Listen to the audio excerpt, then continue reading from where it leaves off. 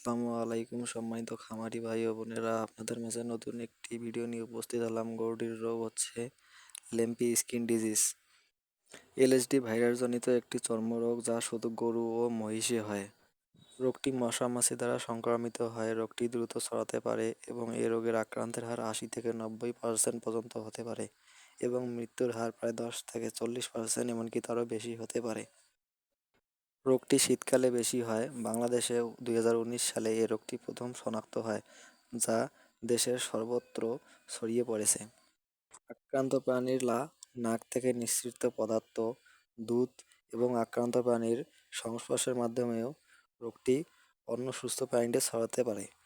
আক্রান্ত প্রাণী এক স্থান হতে অন্য স্থানে পরিবহনের মাধ্যমে রোগটি ছড়াতে পারে।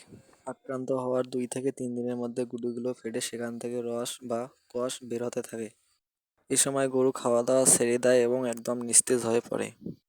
দ্রুত চিকিৎসা কিংবা রোগের লক্ষণ না জানার কারণে অনেক গরু মারা যায়। আপনারা যারা খামারি রয়েছেন তারা অবশ্যই সতর্ক থাকবেন, কারণ শীতকালে এ রোগটি বেশি দেখা দেয় এবং আক্রান্ত প্রাণীকে সুস্থ প্রাণীদের থেকে আলাদা রাখার চেষ্টা করবেন। সবাই সাপোর্ট দিয়ে পাশে থাকবেন। ধন্যবাদ সবাইকে।